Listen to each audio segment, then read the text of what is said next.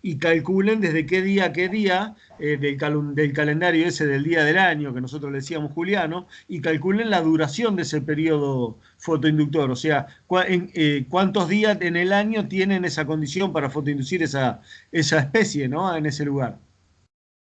Es un buen ejercicio para hacer ese. Ahí tienen que hacer los 12 meses, ¿no? Para calcular eso, porque tienen que ver dónde cruza y también ver dónde inicia y dónde finaliza el periodo fotoinductor. Consideren de que el periodo fotoinductor en las plantas de día largo siempre va a iniciar en la primavera, pasando por la fotofase positiva, ¿no? Que les mencionábamos del fotoperíodo. Mientras que las de día corto es al revés, digamos, ¿no? El periodo fotoinductor normalmente inicia, digamos, en el otoño y se continúa hasta la primavera, porque están cruzando para abajo el umbral. ¿Se dan cuenta? Y escúchenme, acá hay un error bastante común que se los quiero marcar ahora. Pueden llegar a encontrar en algún lado mencionado como que las plantas de día corto eran aquellas que se facilitaban su floración con días acortándose, y las otras las de día largo con días alargándose. Eso no es así, señores. Eso está mal. Es tal cual se los estamos diciendo nosotros acá. La planta de día largo es la que acelera, digamos, su desarrollo con duraciones del día por encima del umbral. No importa si el día se está alargando o se está cortando, porque puede ser que vaya en la rama ascendente de fotoperiodo o descendente. Con tal que esté por encima de su umbral, la planta va a acelerar su desarrollo. ¿Comprenden? Lo mismo a la inversa. La planta de día corto, digamos, acelera su desarrollo con fotoperiodo por debajo de su umbral. No importa si está en la rama descendente o ascendente el fotoperiodo por debajo del ascendente. ¿Comprenden lo que estoy diciendo o quieren que le haga un gráfico lo que dije? No, no, está bien, profe. Bien. Es un error bastante común este que se los digo, ¿eh? Lo he escuchado hasta en profesionales, ¿eh? Y se ve que no son agrometeorólogos. Corríjanlo y considérenlo de esa manera. ¿Por qué les digo esto? Porque, por ejemplo, una soja eh, puede fotoinducirse por debajo de su umbral. eh, si ya está más, por ejemplo, creo que tiene posibilidad de fotoinducción la soja a partir de la tercera hoja verdadera, según los muchachos de fisiología nos habían contado una vuelta. Si todavía, digamos, está por debajo de su umbral, cuando ya tiene 3 o 4 hojas verdaderas, ya queda fotoinducida. Entonces, en la medida que suma la temperatura, empieza a fructificar. Y lo hace escalonadamente, las que son de crecimiento indeterminado. Y a pesar de ser de día corto, la planta ya después quedó fotoinducida, por más que cruce su umbral, sigue floreciendo, sigue fructificando. ¿Se comprende? Y lo hizo en la rama ascendente del fotoperíodo. El fotoperíodo, cuando se indujo la planta, que es lo que yo les mostraba ahí en la siembra continuada del experimento de Pascal, de la soja Bienville en Buenos Aires, fíjense que algunas todavía habían sido fotoinducidas como planta de día corto o de noche larga, como les había contado antes, pero en la rama ascendente del fotoperíodo, o sea, más o menos por ahí por septiembre-octubre. ¿Comprenden? Buah, no los quiero recargar de tanto. ¿Están viendo la pantalla compartida o no? Sí, sí. Modelos de simulación de cultivo, sí. Buah. Esto es todo un mundo, una especialización dentro de lo que es la aplicación agrometeorológica de todo lo que estuvimos viendo hasta ahora.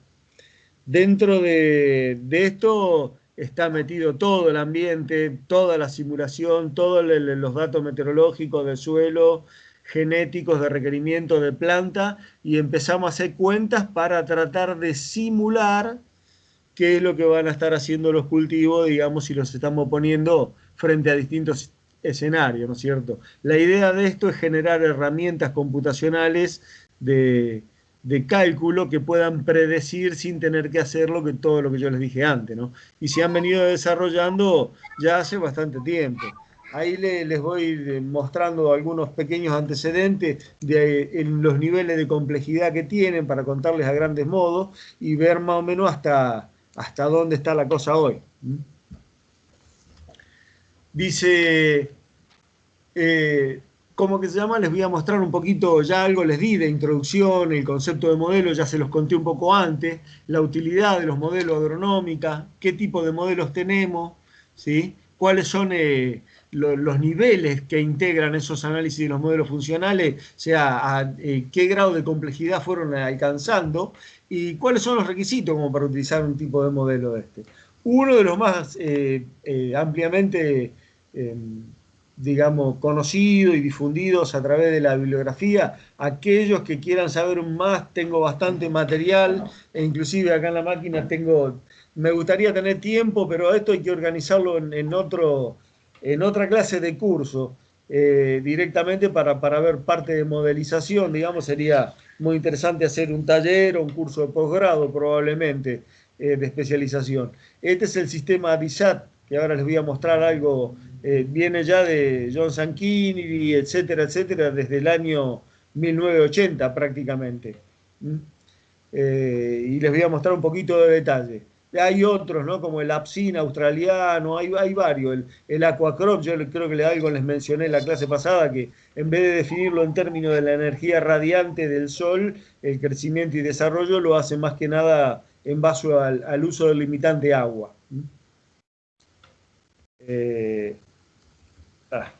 No sé con qué toqué ahora que no.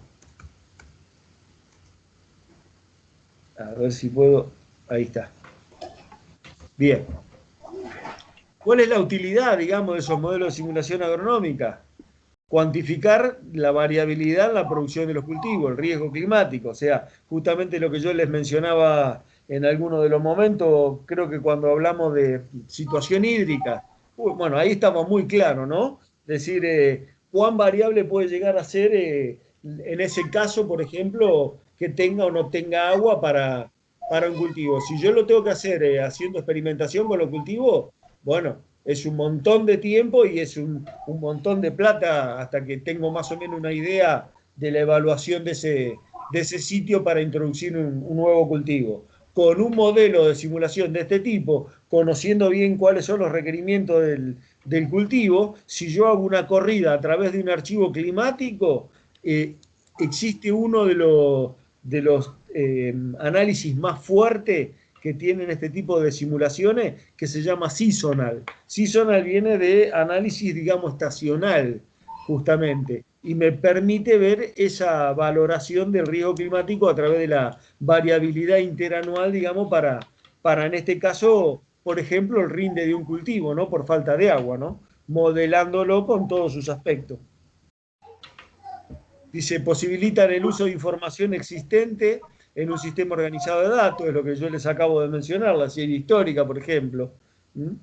Facilitan la generación de hipótesis de trabajo, o sea, cuando yo estoy generando proyectos, digamos, de distinta categoría, por ahí me permiten probar cosas, los propios modelos, sin tener que hacerlas, simplemente porque están validadas, digamos, con experimentos previos, ¿no?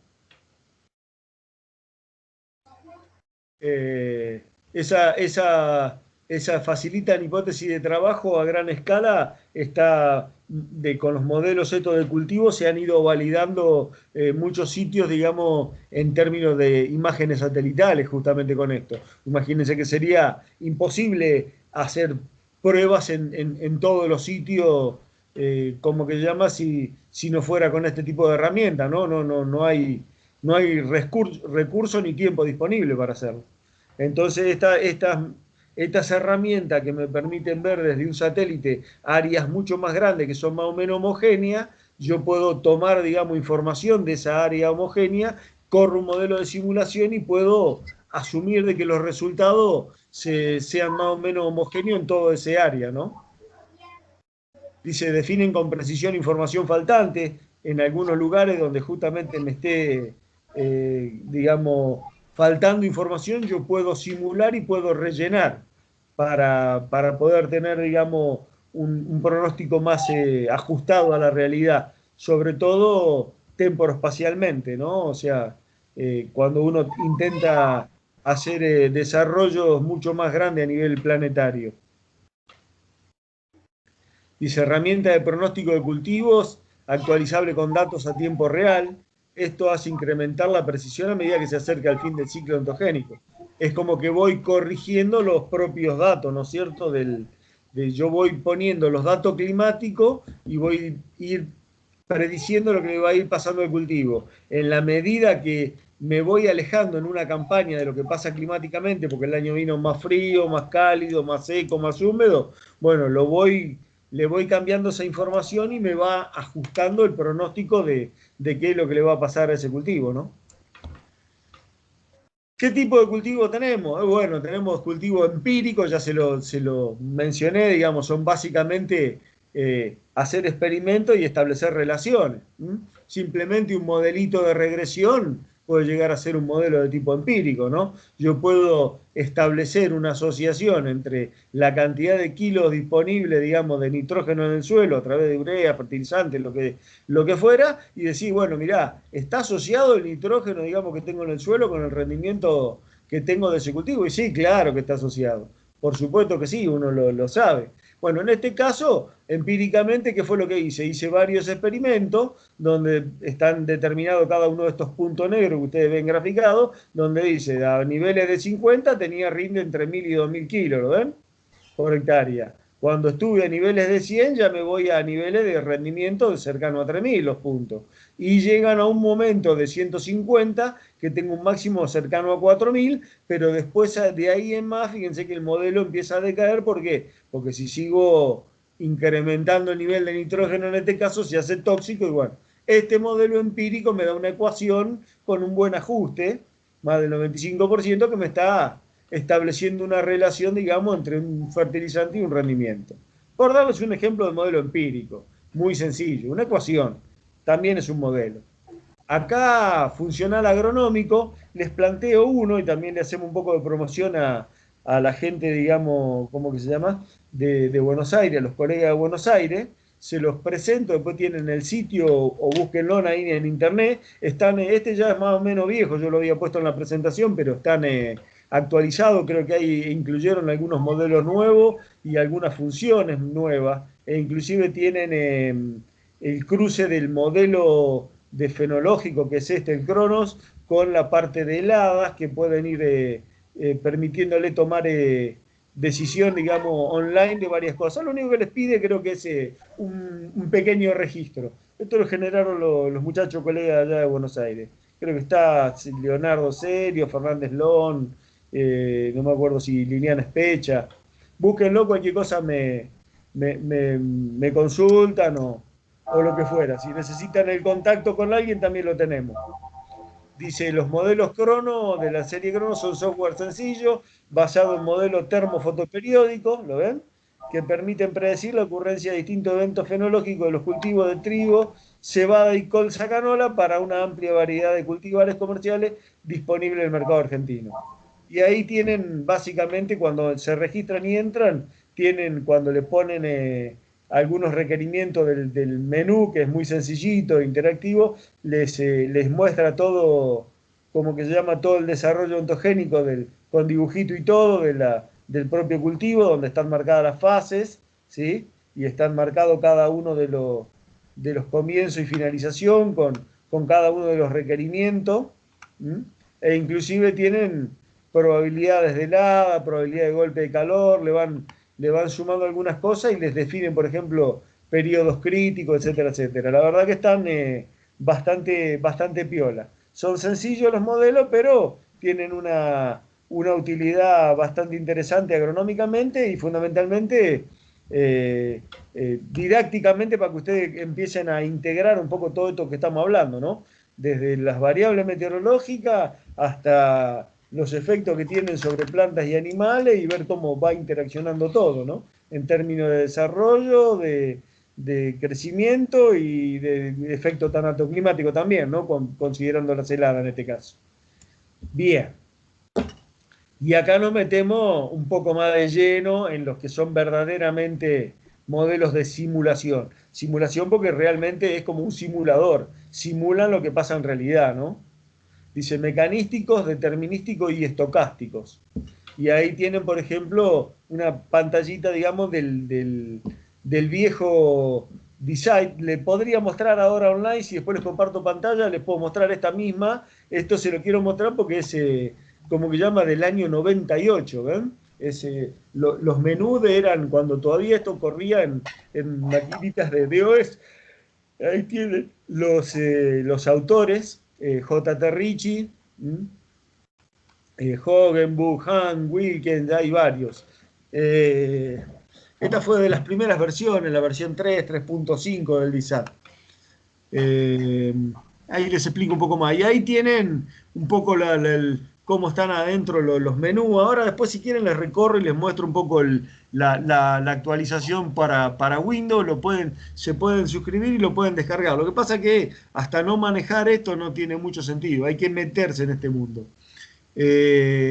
Decision Support System for Agrotechnology Transfer, ¿no? Que es ahí les voy a traducir, toma de decisión del sistema de toma de decisión para el soporte de transferencia agrotecnológica. Y ahí tienen los distintos tipos de modelos, etcétera, etcétera, en el menú. ¿Qué niveles de análisis permiten este tipo de herramientas computacionales? Dice, nivel 1, que fue lo que empezaron, que es un poco todo lo que estuvimos viendo nosotros en términos de la asociación con las variables ambientales, es la simulación del crecimiento y el desarrollo potencial que tiene un cultivo. El nivel 2 integra ya el nivel 1, o sea, cada nivel que se va desarrollando o que se va mejorando los modelos de simulación de cultivo son incrementales, o sea, van integrando todo lo que tenían, más cosas nuevas. Dice, ahora a nivel 1 ya le agregaron, obviamente, a todo lo que era en términos, digamos, por ejemplo, el modelo que le presentamos un poco con Ariel de crecimiento, que era todo de la par a par y todo eso que estuvimos hablando. Bueno, ahora le agregamos el balance de agua como limitante, ¿no? Como su efecto en el crecimiento y el rendimiento del cultivo. Y después en el nivel 2, en el segundo nivel, digamos, nivel 3, la simulación de la suma 1 y 2 de los efectos de la disponibilidad de nitrógeno, la interacción con el balance hidrológico del agua en el suelo. O sea, cada vez la van complejizando más y viendo cuáles son el resultado de lo que va dando en las cuentas que va haciendo internamente el modelo de cultivo, ¿no? A nivel 4, fíjese que ya tiene no solo balance de agua, balance de nitrógeno, por ejemplo, fósforo y otros nutrientes, nivel 4. Y nivel 5, que son de los más actuales, ¿sí? No sé si habrá ahora algún otro nivel, yo no tengo conocimiento, hasta acá sí sé que hubo incorporadas subrutinas que modelaban todo esto. Dice, simulación que incluye además otros factores como, por ejemplo, enfermedades y plagas. Fueron desarrollándose, el ingeniero Moschini de INTA Castelar desarrolló varios modelos de pronóstico de incidencia de fusariosis en trigo y roya de la soja. Esos modelos que se van desarrollando y publicando, después con el tiempo, una vez que son validados, son incorporados a este tipo de rutina. Entonces, si de repente se están dando condiciones que son favorables para este tipo de plagas o enfermedades, lo que hace es, más allá de que el año venga bien para el cultivo, si viene bien para la plaga, también le va a quitar el rinde del cultivo porque tuvo mayor incidencia de plaga o enfermedad. A ese nivel llegan de complejidad este tipo de modelos, ¿no? Bien. ¿Qué necesito para utilizar un modelo funcional? Disponer de datos de clima, suelo, tipo de cultivo, manejo para su calibración y validación. Necesito información y en general es bastante. Alguna, digamos, mientras más tenga de buena calidad y medida, mejor. Si no, bueno, tengo que empezar a simular cosas y ya en la simulación probablemente me empiezo a alejar un poco de la realidad por pérdida de variabilidad, por pérdida de precisión, etcétera, etcétera. Bueno, ya los resultados no van a ser tan fiables. En tanto tengan más información y de buena calidad, normalmente son mejores, digamos, los resultados, digamos, de las predicciones que arrojan este tipo de modelos, ¿no? Dice diferentes subrutinas, o sea, los programas computacionales propiamente dicho, o sea, las ecuaciones y las rutinas que están programadas, deben ser convenientemente sincronizadas y solapadas. ¿Qué es lo que ustedes estaban haciendo hace un ratito? Esto de sincronizar es, ustedes sincronizaron cuando terminó la germinación, empezaron a contabilizar la emergencia, ¿se dieron cuenta? Cambiaron la temperatura base y cambiaron el requerimiento en grados día. Eso es lo que está diciendo este pequeñísimo párrafo. Lo que ustedes hicieron a mano, en una mínima subrutina, lo hace todo adentro del modelo. Sensibilidad, diferencia genética entre variedades dentro de cada especie. Yo puedo tener un mismo modelo, por ejemplo trigo, pero obviamente no es lo mismo un trigo de ciclo corto, intermedio o largo, o de distinto tipo genético. Bueno, para eso existe lo que le llaman, en términos generales, coeficiente genético, y en realidad los coeficientes genéticos, si no vieron genética van a ver, decir, bueno, ¿cuánto hereda de una generación a la otra? Es un coeficiente genético. En realidad en estos modelos lo que le llaman los coeficientes genéticos, si ustedes me dicen ¿cuál es la unidad de un coeficiente genético? Y requerimiento en grado día o temperatura base. Pero eso no es un coeficiente genético, eso es un requerimiento biometeorológico, sí señor. Así le llaman a los coeficientes genéticos dentro del modelo de simulación. Yo tengo, por ejemplo, un coeficiente genético de un trigo de ciclo largo de, no sé, 1400 grados día de nacimiento a floración. Eso lo llama un coeficiente genético. En realidad es la suma térmica que necesita, ¿no? Para ese trigo de ciclo largo. Capaz que el mismo requerimiento en un ciclo corto es de 800, 700, qué sé yo. Bueno, pero para que vayan, obviamente, ¿por qué lo llaman coeficiente genético? Porque tiene que ver con la genética de la planta, por supuesto. Dice, pocas variables sitio específicas para facilitar la extrapolación del resultado. Este tipo de modelos, si están bien hechos y son, digamos, mecanísticos, tienen que, como habíamos hablado en su momento, creo que esto la mejor explicación de esto es la evapotranspiración de Penman-Montis, como les dije yo. Tiene un montón de variables y no tiene constante.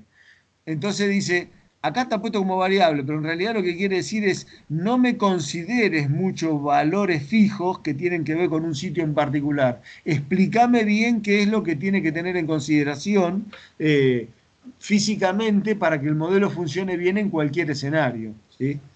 Eso es lo que pretende decir este párrafo.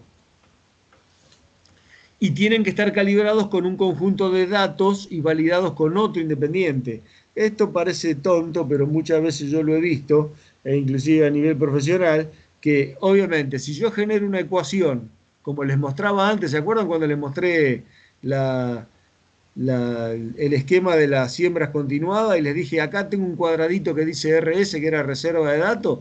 Y claro, yo tengo que reservar datos, digamos, que biológicos que estoy generando, pero no lo tengo que meter dentro del coeficiente que ajusto a la ecuación, porque si meto ese dato de reserva dentro de ese coeficiente, y más vale, la variabilidad está contemplada en esa cuenta que yo ajusté por regresión o por lo que fuera. Más vale que después cuando le ponga esos datos al modelo, decía, sí, mirá, me da joya. ¿Y cómo no te va a dar joya si son parte de los mismos datos que juntaste?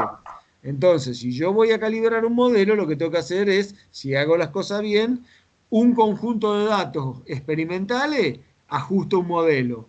Y me guardo otro conjunto extra aparte, individual, y esos datos que no utilicé en mi modelo los chequeo contra mi modelo. Si me da bien, estoy validando mi modelo. Si me dan mal, tendré que validar de nuevo o ajustar de nuevo porque algo no salió bien.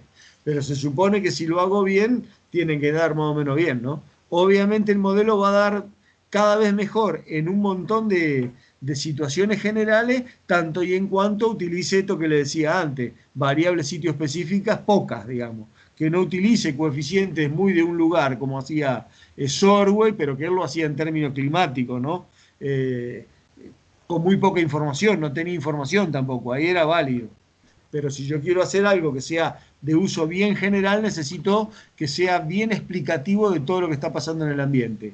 Modelo físico realmente complejo, que explique bien cada uno de los procesos físicos, ambientales y fisiológicos que se están dando en el vegetal. Y más o menos rápido, ¿cómo funciona todo esto?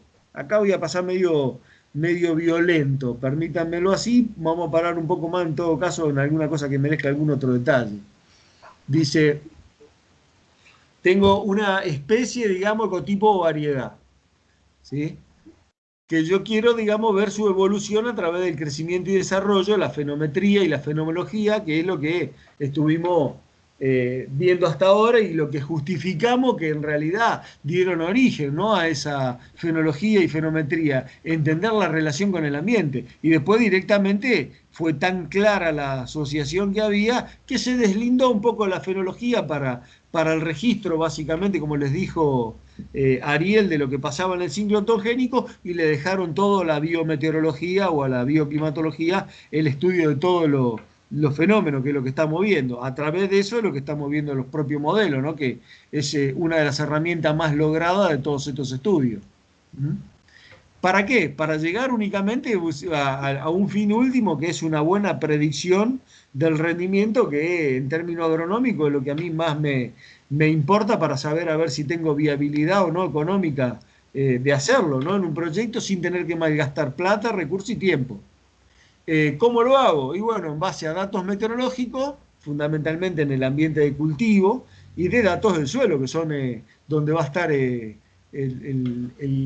cultivo inmerso, ¿no? Y fundamentalmente ahí lo que tiene un rol preponderante es lo que son el balance de agua en el suelo y el balance de nitrógeno. Estaban los otros niveles también que integran, como les mencionaba, estos son los dos primeros niveles o los niveles más fuertes, ¿no? Y las interacciones que entre ellos, digamos, van generando y van incidiendo en el crecimiento-desarrollo y en definitiva van generando, digamos, cuando no están en términos óptimos, factores de estrés, tanto de agua o factores de estrés de nitrógeno, fósforo, potasio, plaga. Bueno, a ver, llegamos a lo que se denomina en términos genéticos un rendimiento potencial o máximo rendimiento para ese tipo de genética, y que se puede estar viendo, digamos, de alguna manera limitada porque le esté faltando agua, situaciones de estrés hídrico, que yo les mencionaba, factores, digamos, del suelo de estrés por falta de nitrógeno, es un suelo que está muy sobrecultivado y si no le agregamos fertilizante deja de producir, bueno, etcétera, etcétera, etcétera. Todos estos son los que en definitiva generan las que ustedes van a escuchar como brechas de rendimiento, o sea, son los o gap, le llaman un gap, que es una falla, digamos, en no haber podido obtener todo lo que podía haber obtenido de ese cultivo si lo hubiera utilizado agronómicamente bien.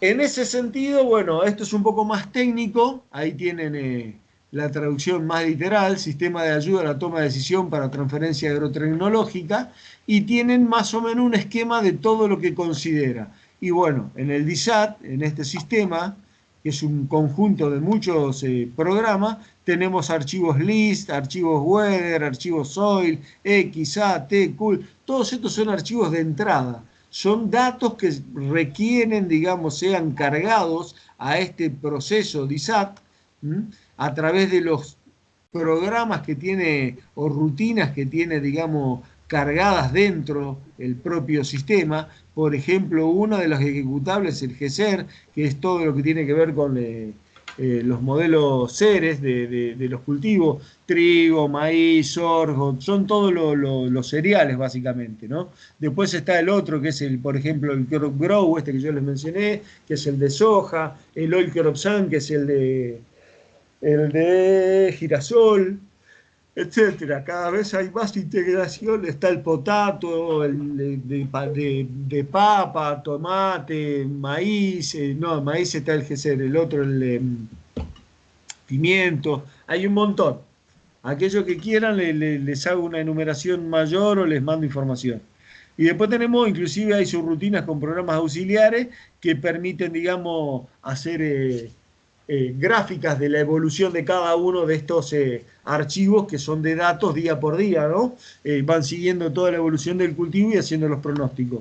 Y en ese sentido yo puedo tener salidas con un overview, que es una salida general, o puedo obtener particularmente, le puedo pedir al sistema salidas de crecimiento, salidas del balance de agua, de nitrógeno, o directamente un resumen de todo. Ahí tienen, avanzo más rápido en esto porque si no nos vamos a meter no tiene mucho sentido. Listado de experimentos, datos meteorológicos diarios del periodo a simular, el archivo Weather es la base de datos. Propiedad del perfil del suelo, información del experimento, observaciones a campo para corregir, ¿sí? Evolución de variables medidas durante el periodo de simulación, ahí voy corrigiendo con datos medidos. Coeficiente genético específico de la variedad, coeficientes genéticos que son tanto grado de día para tal subperíodo o tal temperatura base, básicamente, ¿no? O tal umbral fotoperiódico podría llegar a ser otro requerimiento. Los propios modelos, dice modelos de cereales, maíz, trigo, sorgo, mijo, arroz y sorgo, ahí estaban incluidos en el ejecutable. Dice modelo de leguminosas, los crop grow, tienen soja, maní, poroto, garbanzo, incluidos los ejecutables. Hay modelos de raíces, tubérculos, yuca, papa, modelo de variedad de caña de azúcar, tomate, girasol y pastura. Tienen prácticamente para hacer hasta dulce de leche acá adentro, si quieren.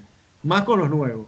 Y después tenemos editor de archivo, carga de parámetros, diseño de experimento, interfaz gráfica. Bueno, un montón de cosas que se pueden hacer con todas estas cosas dentro del sistema. ¿Sí? La salida, que es lo que les mencionaba, la información simulada de cada corrida. ¿Sí? Variables predichas con el crecimiento, balance de carbono, función del tiempo. Es básicamente toda la parte del grow out, es lo que hacía ¿cómo que se llama? Todas las ecuaciones que le presentamos con Ariel del par, ¿cómo que llama? La tasa de conversión, etcétera, etcétera, como para llegar en principio al aumento de biomasa y después cuánto de eso se vuelca por el índice de cosecha al rendimiento, ¿no? Por supuesto, para cada modelo en particular. Bueno, la salida del balance de agua, la salida del balance de nitrógeno, la salida, digamos, de los principales eventos fenológicos, rendimiento y componente de rendimiento, que es un summary, es un resumen que es lo que a mí me interesa. Y miren, acá les una mínima ejemplificación sería esto de cómo tenía alguna vez alguna pretensión de hacerles correr, pero cada vez se van recortando más los tiempos y a modo de hacerlo, digamos, lamentablemente en el curso de agrometeorología se hace imposible. Por ejemplo, queríamos correr el programa DISAT, ¿sí? Y que ustedes entraran, por ejemplo, a los modelos, simulación, y ahí tienen, por ejemplo, un experimento que tiene 2 niveles de nitrógeno. Les pido si me silencian un cachito de un micrófono. Tienen 2 niveles de nitrógeno y 3 niveles de irrigación, o sea, de riego, ¿no? Nitrógeno alto o bajo, son los 2 niveles, son las 2 variables, por el factorial de 3, digamos, tienen secano, en riego, y no sé si es riego regular, o no, a ver, por acá tenía que estar. Acá está digamos, toda la combinatoria que genera los tratamientos, entonces tengo sin riego con bajo nitrógeno, sin riego con alto nitrógeno, irrigado bajo nitrógeno, irrigado alto nitrógeno, y después tienen niveles de estrés, digamos, vegetativo por bajo nitrógeno, niveles de estrés por alto nitrógeno, y que corra todos los tratamientos.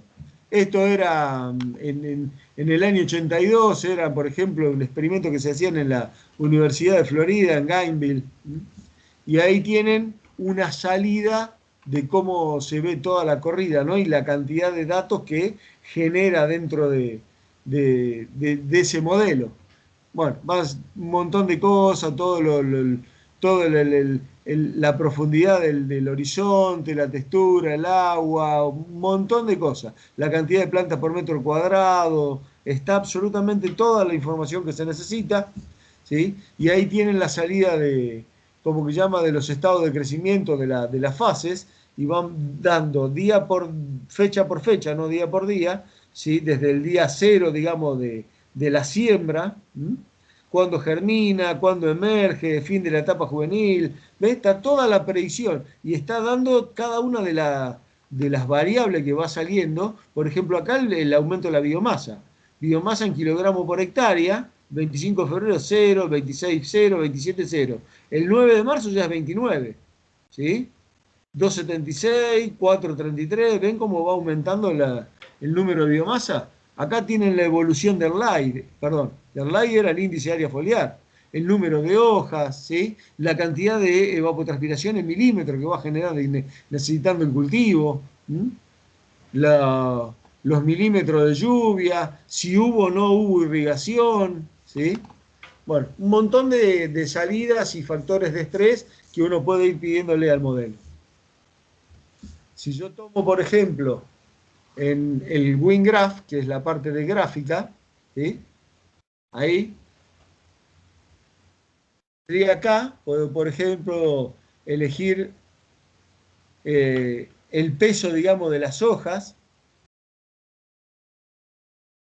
y ahí tienen en una simulación, por ejemplo, cómo tengo sin riego bajo nitrógeno y ¿cómo se llama?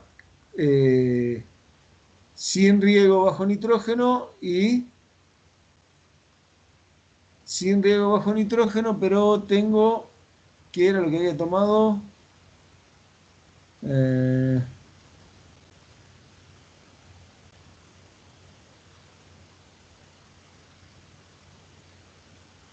acá está. No lo encontraba la evolución.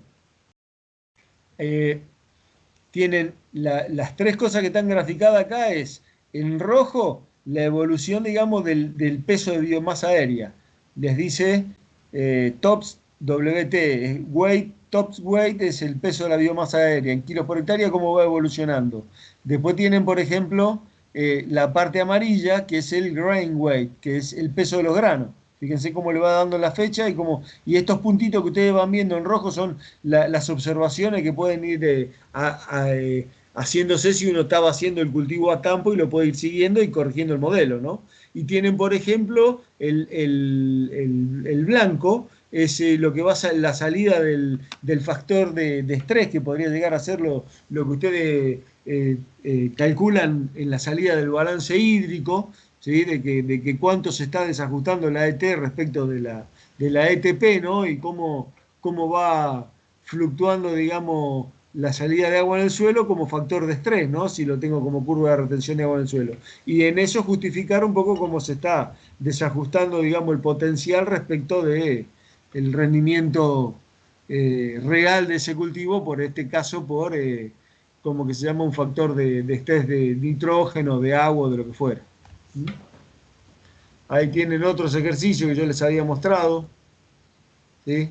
Por ejemplo, simular el cultivo de experimento con bajo nitrógeno, nombrarlo, bueno, varias cosas que tenían que hacer si lo hacían ustedes, ¿sí? Yo les pretendía hacer correr esto directamente como ejercicio. Si alguien quiere hacerlo en particular, me lo dice y le paso el programa y lo corremos. Y ahí tendría que darles este tipo de simulación donde, por ejemplo, tienen con bajo nitrógeno y alto nitrógeno, regado o no regado, y se van dando cuenta de cuáles son los rendimientos, ¿no? Para el verde, digamos, corresponde para la parte aérea de esta verde, ¿sí? Tienen este rendimiento blanco. Sin embargo, para una biomasa aérea roja, que está muy limitada, digamos, por agua, tienen obviamente este rendimiento concomitantemente que está muy de acuerdo a lo que va a formar esos granos, ¿no? Que son en parte a los fotoasimilados de la parte aérea, ¿verdad? Bueno, ahí hay otros factores de estrés, tiene un montón de salidas. Vamos a cortar un poco acá con esta parte introductoria y les voy a explicar un par de cositas más y ya con esto cerraríamos.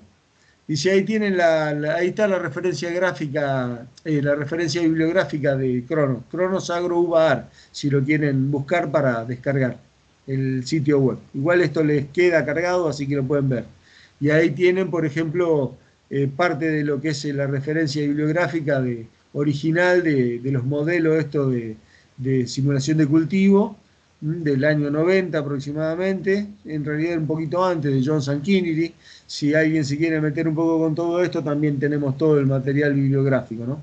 Y ahí la actualización está de la versión 13 que habían presentado en el año 2000 y pico Ken Booth, y ahora está Hogenwood, que manda la versión creo que 5, ahora creo que les puedo llegar a mostrar ahí la interfaz del nuevo DISAT que estamos trabajando, como que se llama, que ya es del año prácticamente 2015, una cosa así, que es la última versión.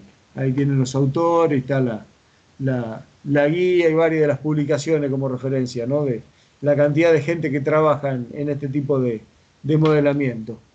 Y antes de seguir, me gustaría hacer una pequeña pausa y explicarles un poco la cocina, de un cachitito de por adentro de estos modelos de los GESER de maíz. Este es ¿cómo se llama? El modelo de maíz en desarrollo, y un cachito la diferencia con el de girasol, como para terminar de redondear un poco la idea de qué es lo que son y qué es lo que generan este tipo de modelos. ¿Querés cortar un cachito? Cortá nomás, Martín. Dale, justo te iba a proponer, así no quedaban tan largos los videos.